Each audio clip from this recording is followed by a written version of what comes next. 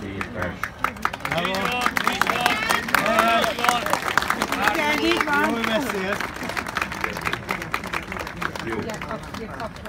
De itt kicsit felnélálok. Nem, itt mindjárt a film, várjál. Tehát elmondom azt a beszédet, ami a homo politikus, a Götz Árpád politikai személyiségét jobban bemutatja. Természetesen ennek is volt egy családi része, szóló-szóra olvastam el. Tessék, csinálja. 26 éve, június 16-án volt a rendszerváltó nagy temetés. Ott és akkor végre tisztességesen elbúcsúztathattuk a forradalom kivégzett miniszterelnökét és több ezer mártírját. Götz Árpád volt az egyik fontos előkészítője a rendszerváltásnak. Elment ő is, egy nép szeretett Árpi bácsia, a nemzet apja, védelmezője. Sokat gyűltünk ide, hogy osztozzunk Göttér Zsuzsának, drága feleségének, hűséges társának és szép családjának bánatában. 4 gyermekednek, 6 unokádnak, 3 dédunokádnak fogsz nagyon hiányozni.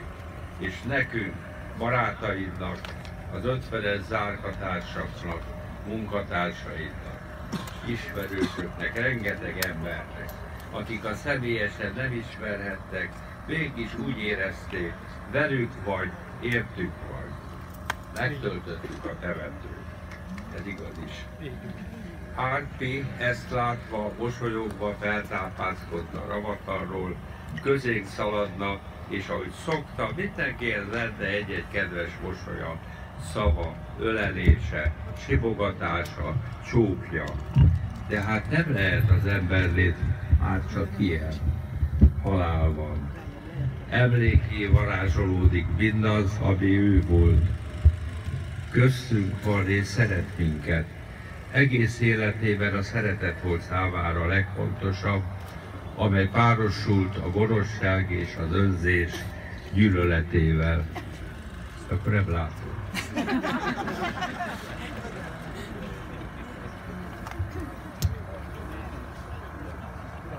Drága barátom, ezt az Árpinak mondom, történelmi korszakokat és nehéz életszakaszokat éltél át, és mindig a jó, az igaz, az emberséges oldalon álltál. Nem csoda, hogy 1956 őszén a magyar diáksággal, a néppel együtt lélegzett, remélt és cselekedett. Amikor a világ legnagyobb szárazföldi hadserege hitszegő módon másodszor is ránk tört, brutálisan vérbe folytotta a szabadságharcunkat. Bíbó István államminiszter, Árpi atyai barátja helyén maradt és képviselte Magyarországot. Götz Árpád juttatta külföldre nyilatkozatait, fontos szerepe volt a nemzeti ellenállásban. Letartóztatták őket, életüket félteni kellett. Bíbóval együtt végül életfogytiglani börtönre ítélték. Gyermekeivel magára Barancs Zsuzsa harcolt férjéért és megélhetésükért. Számunkra ő a bibliai erős asszony, csodálatos lélek, Isten áldja meg téged, drága Zsuzsa. Árpi a börtönben, asszonya és 4 gyermeke otthon, és erős volt, és nem adta föl, megtanult angolul, a rabfordító irodában. Hazakerülve az ország egyik legkiválóbb műfordítója lett. Éjt-nappá téve dolgozott, fordított, remekül újraalkotta a híres műveket, közben íróvá is vált. Együtt kerestük a kapcsolatot, nem csak 56-os társainkkal, de a bimbózó, formálódó, demokratikus ellenzékkel. Mindezt a rendszer titkosszolgálatának sunyi akra munkája közepette. Ezt nem részletezem, de a padló alá is mikrofonokat helyeztek a lakásunkba. Végül egyesültünk és győztünk, 56 fős halottainak segítségével. hiszen a nagy temetés után gyorsultak meg a rendszerváltás esélyei. Árpinak ebben is jelentős szerepe volt. Közös erővel, közös akarattal sikerült a kerekasztal tárgyalásokon létrehoznunk a magyar történelem első demokratikus jogállamát, a Magyar Köztársaságot.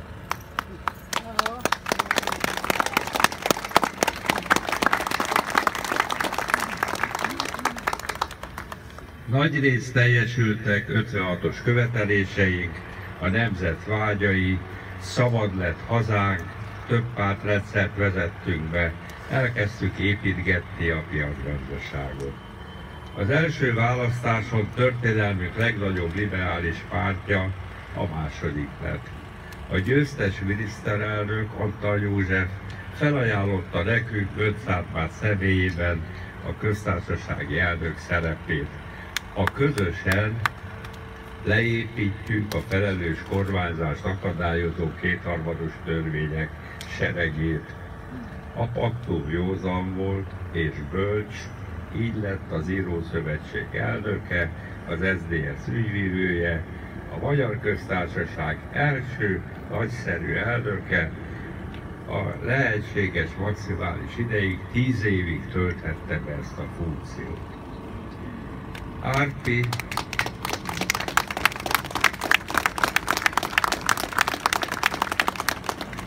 Árpi abszolút komolyan vette elnöki feladatait.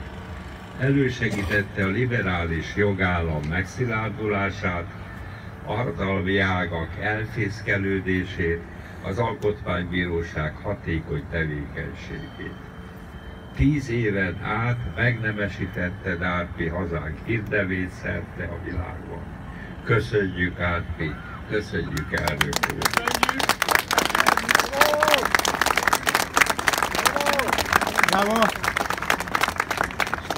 Rendkívül magasra tette a mércét, utódai közül senki sem közelítette meg. Egyre szomorúbb lett a választék. Nem részleteztem ezt a szomorúságot. Tudjuk így.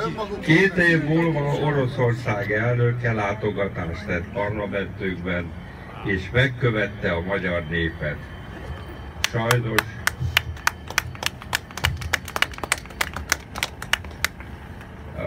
az akkori Pancser házvezetés elfelejtett tolmácsot keríteni. Ez a szövegen kívül mondom el. És mivel hogy Magyarországon 20 millió ember tanult oroszul, senki se értette a beszédet, kivéve Haraszti Vikit, SZDSZ-es képviselőt, aki Moszkvában tanult, és ő intett nekünk, hogy mikor kell tapsolni. Úgyhogy, de meghatódtunk, ez kétségtelen. Sajnos, és ez szomorú, amit mondok, a 301-es parcellában fekvő bajtársaink ezt nem hallhatták meg. A NATO majd az Európai Unió tagjai lettünk, a magyarság régi álmai teljesültek. Országunknak soha ilyen nagy lehetőségei nem voltak. Mégis, miért nem boldogul az ország? Miért van letargia? Miért van pseudo-áldemokrácia? Egykori fiatal demokraták szembefordulva elveikkel bebetonozták hatalmukat. Központosítottak szinte mindent, új komprádor kizsákmányoló réteget építenek, mindezt a szegények pénzéből intézményesítették a korrupciót, a szegénységet, a központosított parancsuralmat, minden téren visszaszorították az önkormányzatiságot. Így van. Jól mondja. Muszkavezetők! Helyes. Maffia kormány! Muszkavezetők! Gyűlöletet szítanak, tobzódik a félműveltség. A szeretet, amely életedet meghatározta, Árpikám, üldözött lett, nem kívánatos. De igazad van, Árpi, sok a jó ember, csak hogy szeridek, csöndesek, nem hallatják szavukat, de ők segítenek a bajba jutottakon, pontalanokon, esetteken. Rájuk számíthatnak. Fáj mindannyiunknak, hogy elveszítettünk téged, az emberek emberét, s reményeink is fogyatkoztak. Hiányzol, drága jó barátom, Árpi. Hiányzol nagyon. A halk hangod, sziklaszilárd tartásod, mosolyod hiányzik. Magyarországnak is hiányzik. Magyarországnak is hiányzik. Egyetértek. Köszönöm. Nincs még vége. Jelen van, jelen van. A hatalom tudatosan semmibe veszi 56-ot és szellemiségét. Árpikám, az általad megálmodott öröklágot, amit közadakozásból, közakarattal hoztunk létre, a hatalom eltüntette a Kossuth térről.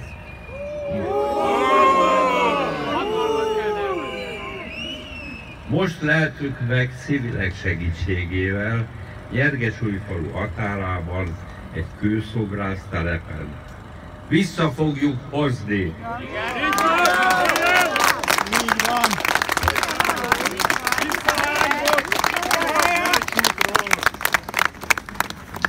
És őrizni fogjuk a lángot, amelyet együtt lobbantottunk fel 1996-ban. Vissza kell állítani ezt a nagyon szép és szerény emlékművet eredeti helyére. Lehetetlen, hogy a 20. század legjelentősebb magyar történelmi eseménye, az 56-os forradalomnak és szabadságharcnak ne legyen emléke a Kossuth téren. Azon a Kossuth téren, amely a forradalomnak és szabadságharcnak egyik legfontosabb helyszíne volt. Hogy küzdenél te is ezért? Ott lennél velünk.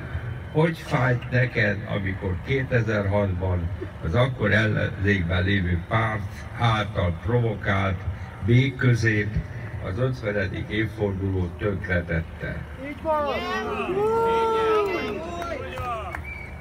Mi alatt több mint 56 állam és kormányfő, király jött ide, hogy laudálják a mi forradalmunkat, laudálják Magyarországot, amelynek soha nem volt ekkora tisztelete. Elég volt ebből. Visszahozzuk a forradalom lángját.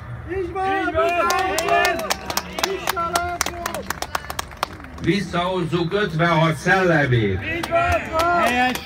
Visszahozzuk a demokráciát. Drága Árpi, neked is, magunknak is, az országnak is tartozunk ezzel. Tartozunk. Nem engedünk fideszes artista műsort a Kossuth téren. Mit tehetünk? Deák Ferenc tanácsát kell követnünk. Ki kell gombolnunk a csáléra gombolt mellényt, és előről újra kell gombolnunk. Vissza kell nyúlnunk a tiszta forráshoz, a rendszerváltáshoz, annak szellemiségéhez, tisztaságához, a Magyar Köztársasághoz.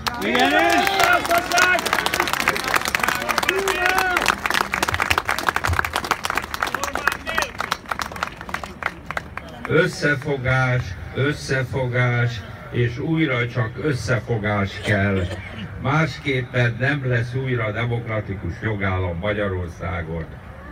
Egymással marakodó csoportocskák nem tudják demokratizálni az országot. A hatalom akaratlan díszletei maradnak. Ígérjük neked, nem nyugszunk, amíg a mi közös hazánkban újra ki nem süt a nap. Ígérjük.